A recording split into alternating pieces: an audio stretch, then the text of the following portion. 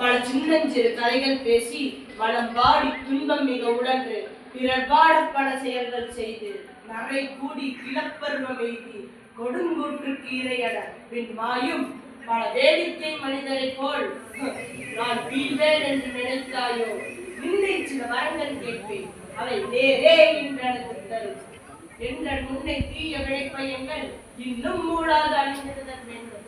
இனி என்னை புதிய உயிராக்கி எனக்கு ஏதும் கவலையற செய்து மனிதனை மிக தெளிவு செய்து என்றும் சந்தோஷம் கொண்டிருக்க செய்வாய்.